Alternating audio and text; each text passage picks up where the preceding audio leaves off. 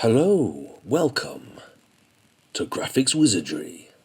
I won't be able to keep up the foolish voice, but I thought I'd just stop in and do a quick Graphics Wizardry for you, because, you deserve it. It's been a while, I'm just starting back teaching, and I kind of wanted just to catch back up and see whether I can actually remember how to do any of these things. So here's what we're going to be doing. We're going to be going in and doing a very basic monochrome popping of this graphic. It's actually image rotation section I'm thinking in Illustrator, but we're in Photoshop obviously. So here we are in Photoshop. Let's get this here. This is the bit that we're working on. Here's the piece of artwork. If you guys remember our goal with a piece of artwork like this, the first thing that we're going to do when we start off is to tidy this up. It's a sewing machine, but it's a bit of a scabby scan of a piece of paper that, if we're being honest, has probably seen better days. So the first thing we're going to do is make this all lovely and crisp. The picture drawing won't necessarily get any better. The perspective will still be slightly wonk on it, but we're going to just pretend and everything's fine. Okay, so here's what we're going to do, guys. We've got it set as, because it's a scan, it's just a background, it's a JPEG, the background is locked. So the first thing to do is hit the button, so we unlock it, layer 0, we're going to rename it. Guys, work smart, be organised, try and keep your work tidy, make sure that everything is named. All the layers need to be named. We're going to call this one pen lines, because this is going to be our pen lines, and we're going to save this document somewhere.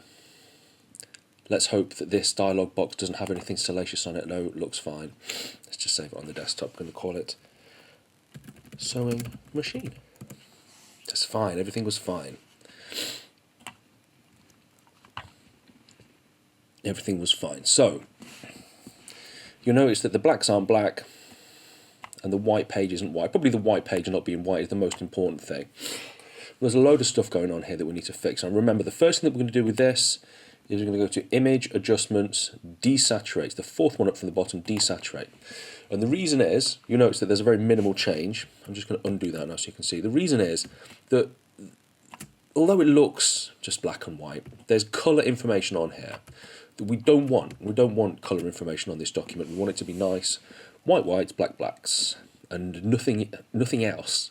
Maybe some greys in between to anti-alias it. But we don't want it to have any colour information. Adjustments, desaturate.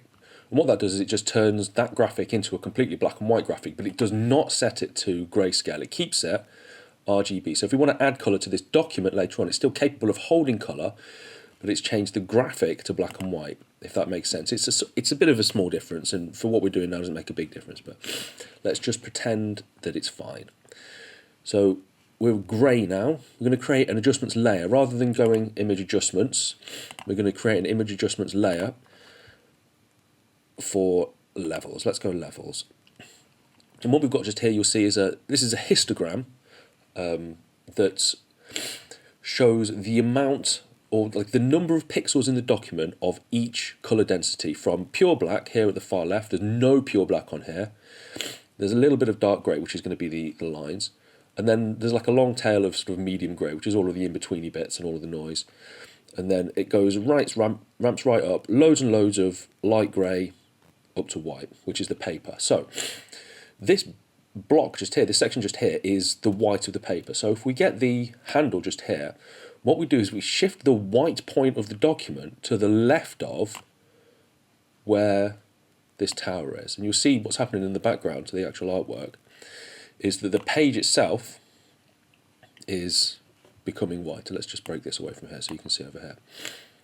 So we've still got a few bits here from the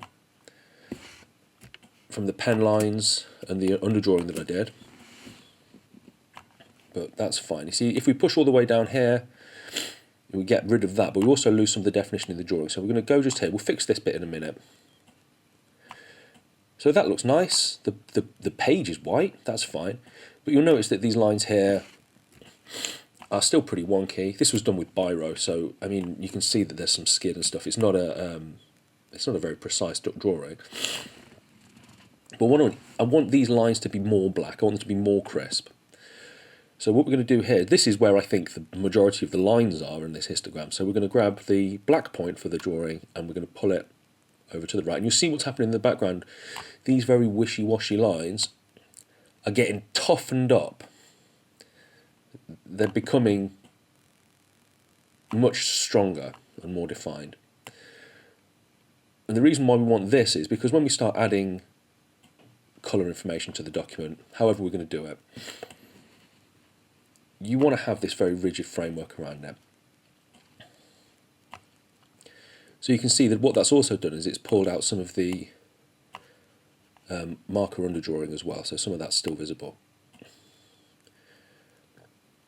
So we shift the midpoint to the left and that maybe will hide some of that, but I wouldn't worry too much about that actually, because I've got my other trick that I'm going to show you guys in a sec. So let's close that down. So we've got this levels layer here, which is basically cleaning up a lot of the mess. The way that I've drawn this is by using a very light, like a cool grey marker to rough everything out, and then using a ruler and a black biro, a zebra pen I think it was, just to add in the actual black lines to crisp everything up.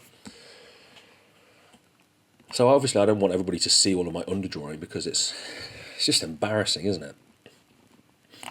So what I'm going to do, rather than use just levels to clean that all up, I'm going to be a little bit more selective. I still want there to be a degree of informality to the drawing. So I'm going to grab this tool just here. I'm going to grab the dodge tool. And the dodge tool, making sure that we've got pen lines layer selected. What the dodge tool does is, it's like a brush, but it's, oh dear, it lightens the graphic up. So there's the dodge tool, which is the one that looks like a little table tennis bat, and the burn tool. This actual image is of the actual physical dodge tool that was used when people were doing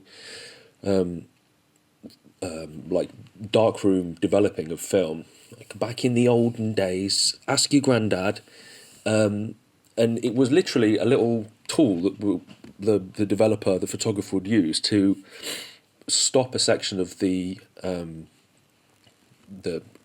what's it called? Not the film, the paper, from being exposed by the lights. It would stop it from being darkened down. So essentially, this is like a digital reconstruction of that. Who knows that? Me. Now you know. But I care, but I know that you don't, so we'll just skid on. Look, here's what it does. When you click on the artwork here, it lightens up the artwork. The cool thing is you can select what section of the artwork it lightens up. So I've got it set to highlights at the moment because I don't want to affect the shadows, and that's what's cool. It won't affect the black lines because the black lines are dark, and I only want it to affect the light section. So rather than having it ramped all the way up to a high level here of 100, which would be harder to control, I've got it set to 20. Now remember my little trick, if you want to adjust the exposure or the opacity of brushes like this, I'm going to just click 2 on the keyboard. Watch what happens up here. I'm not going to click any buttons, just click 2, boom, sets it to 20%. So remember, anytime you want to adjust the opacity for a normal brush, or like the exposure in this case for this one, if you just click one of the number keys on the keyboard, 4, 40, boom, there it is. 7, 70, boom. It's really easy. 0 is 100. If you want to go super specific and you want like 37, just type 37 and it will go to that. We want 20 for this, so just 2 is fine. So I'm going to go through and I'm going to just manually clean this up. And what's nice about doing it this way is you can be selective about what you want to clean up. You don't always want like a machine perfect piece. Certainly if you're working and you want to retain some of the original sketch lines. Sometimes if you watch some of the videos, if you're one of the students who sits into my classes, sometimes we're going to work on something we want to be essentially like a reproduction of sort of a photorealistic look. That's the aim. That's sometimes what we aim towards. In those cases, when you're not using the sketch, essentially you work around the sketch and then scrap the sketch, get rid of the drawing, and because you don't want the informality that's added in. So, for example, right, where we've got this section just here, you can see there's the arrow there. These little overruns at the end and this line just here. Maybe want to kill that line there, but I still want there to be like I said, that sort of roughness, the degree of informality that communicates that this is a development sketch rather than a finalised thing. I'll bore everybody in class with stacks of information about when you need to focus on creating something that's sort of photoreal and what the benefits are of retaining this informality. But essentially it boils down to communicating with the person who you're developing the illustration for, the drawing for. If you make it so that it retains some of this informality, if it feels loose, then they perceive the drawing in a different way. So I'm happy with that. We've got the bulk of it tidy now. So it's much, much, much clearer. We've still got a couple of bits here. So literally all I'm going to do is grab the actual white brush. B, remember B for brush. B stands for brush. On the Mac, Control-Alt, hold down the mouse, drag left and right to increase and decrease the size. Drag all the way down for hardness. D, default color, black and white. X swaps them over. Remember, X is like two lines crossing over. So when you press X, it kind of crosses over the foreground and the background. We want the white, which is the foreground. I want the opacity to be 100%. I'm going to click 0 on the keyboard. Boom. I'm just going to paint over the bits that are a little bit messy or the bits that I don't want. You see, this is easy for you to see what I'm fixing, but my screen on my computer is actually so filthy. I'm trying to clean up things that are actually just bits of dirt that I've sneezed onto the screen. I know that's too much information, but look, I've got a cold at the moment and it's just gross. I feel like I need to shed some of that onto you as well. Let me give you an example of what I mean about retaining formality. This bit here is a bit scabby. Boom, I can clean it up. I can clean this up. You could go through and clean everything up. You can make the drawing look perfect. The only constraints on this are how much you can be bothered to clean it up and the extent to which you want to retain that much vaunted now informality. I think that there's a balance to be had where you want to create the illusion of competence by cleaning up some of the bits that have gone wrong, but keeping in some of the looseness for these bits here so that it still has that right kind of feel. I'm happy with that. Let's just get rid of the levels here. You'll see exactly a little bit more detail about what's happened. You can see the sections that I've cleaned up here in the original grey. Let's hit the levels. Let's hide that shame. Everything looks fine now.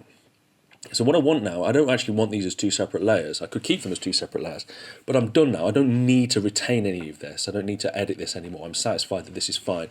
So what I'm going to do is click on the levels, and on the PC I think it's Control-E, on the Mac it's Command-E, and that flattens down whatever level you've got selected, whatever layer rather you've got selected in the layers palette. It just flattens it down automatically, boom, with the one underneath. So we've now got one layer which looks like this, pen lines. So we should be ready to rock and roll. So I'm going to click Control-S, Command-S actually on the Mac, to make sure that that's saved. Do save stuff all the time, because sometimes this software can be a little bit tippy, and the last thing that you want is to get like properly into the zone, work on a piece for ages and ages and ages, forget how to save or just like put off saving, and then just at the point when everything's fine and you're sort of happy with how it looks, Photoshop dies and you lose like 2 hours of work and you're on a deadline, then there's nothing to do. So just keep saving. So this is part of working smart and working in a professional way. This is what I try and teach. Keep saving. So now what we've got is pen lines, right? Excuse me. So the way that we're going to work is the pen lines layer, if you guys remember, is always going to stay at the top of the document. Okay, so as we build layers underneath, the pen line stays on top of the document. So what we're going to do is make sure that the pen lines is set to the multiply opacity mode. Okay, so normal, it's just like it's a piece of paper. So the white is solid, the black is solid. If you put a layer underneath, you can't see it. If you use the multiply opacity mode, transparency mode is what it's called. And basically, if you put a layer underneath,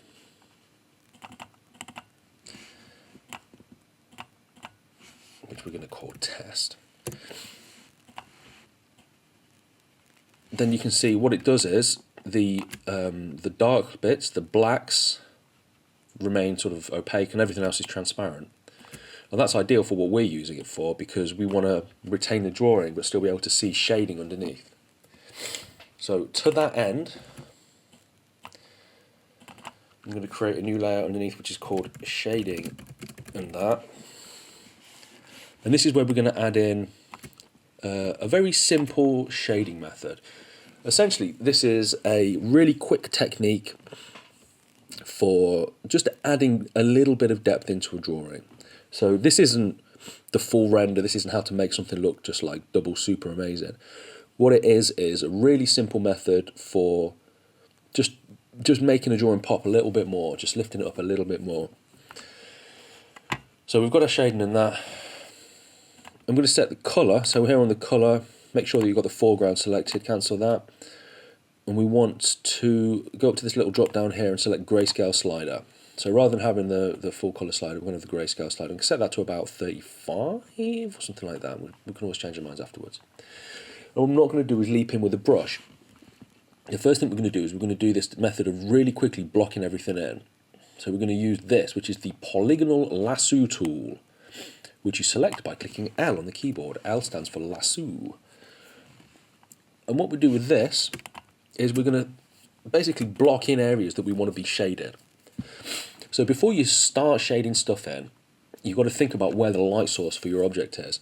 I don't think necessarily just in terms of where it realistically would be, but understand why you are using a light source. So your main goal is to communicate the three-dimensional shape of the object. So you want to make sure that the light is coming from a direction that best illuminates the object in order to do that. So for this piece, it would probably be up here somewhere, maybe slightly behind, so that the front edge is in shadow and maybe there's a shadow cast across here. So that allows this section here to be illuminated, the top section, and maybe one of the front surfaces. So the first thing that you want to do when you're doing this is look at a surface which is facing directly away from the light. So this angled surface just here is definitely facing directly away from the light. I'm just going to block it like that. So you've got to select it and making sure that I'm on shading and that. We've got the marching ants going around the outside. We've got the foreground colour is this, 35% black. I'm going to click Alt Backspace on the keyboard. And you'll see Alt Backspace automatically flood fills any selected area with whatever the foreground colour is. Command D for deselecting that so I can see what it looks like. So you can see that we've just filled that area in now.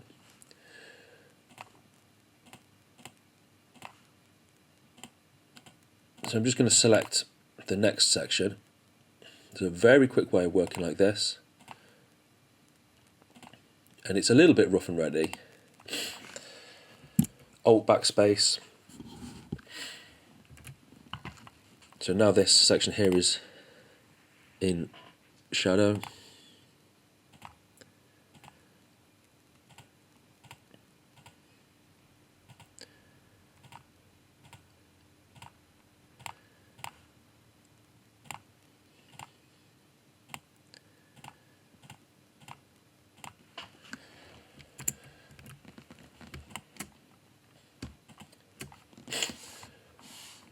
So I think this section here will probably be shaded in, certainly. That's it, Phil. Use your selecting skills.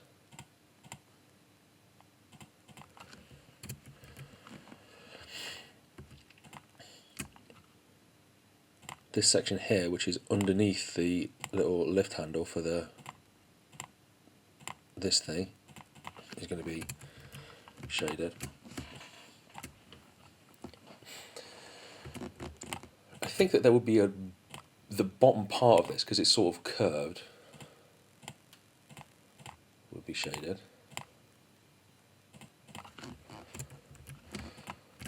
That's quite a subtle one there, it's a bit minor.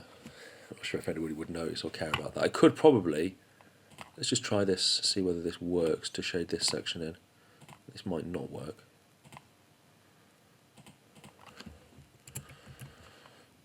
No.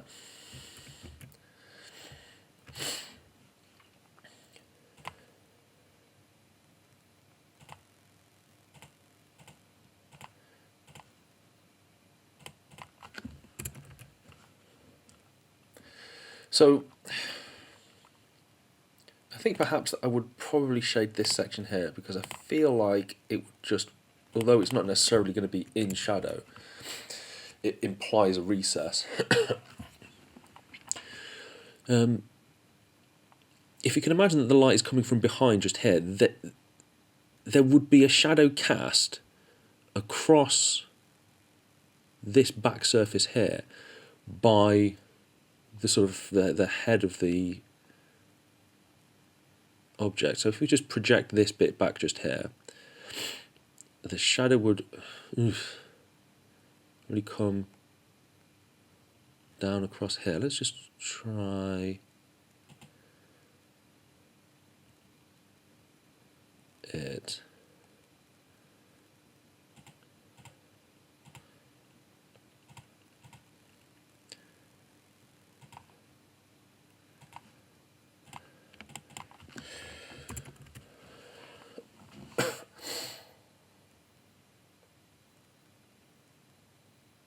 Oh, I'm too ill to be able to work this out. That looks rubbish anyway. I think probably the best bet would be just to put a really ignorant shadow across just here.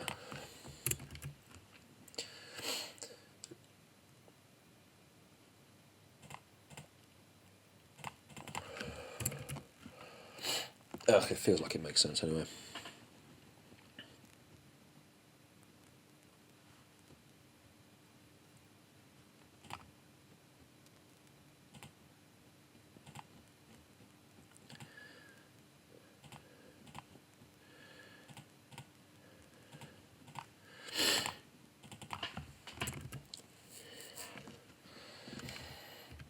I'm just trying to imply some cash shadows there, it doesn't really work. Let's just put a bit of material differentiation on here, because this section here is, in my mind, made of metal.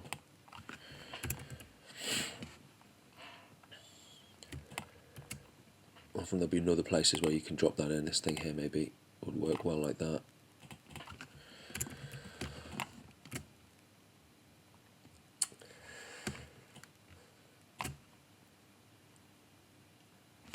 Okay, right, I'm just going to use the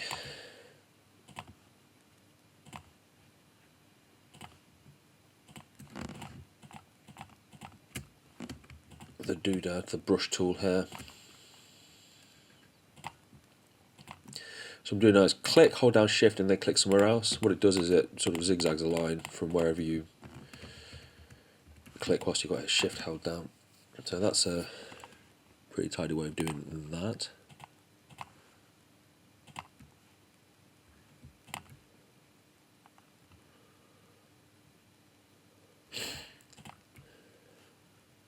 Not sure it's incrementing up. I thought we had that set to 35, but I'll obviously pick the colour up somewhere else at some point.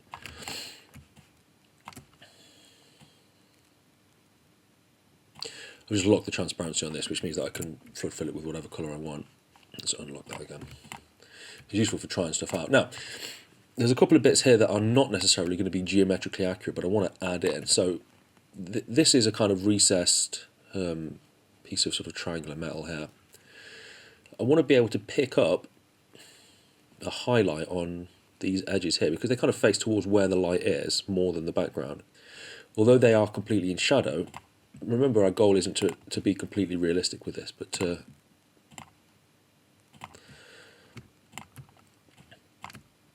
use the shading to communicate the shape of the object. So you can see now that it implies that depth a lot better.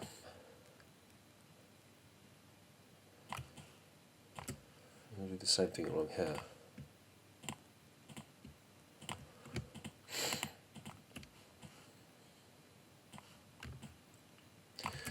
If we wanted, we could even just drop a little hint on these recessed screw heads here.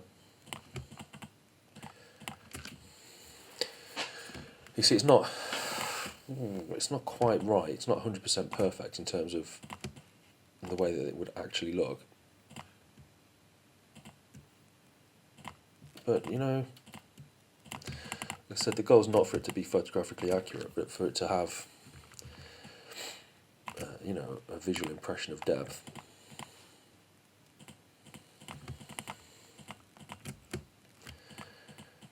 And again, we've got the same kind of surface just here, so.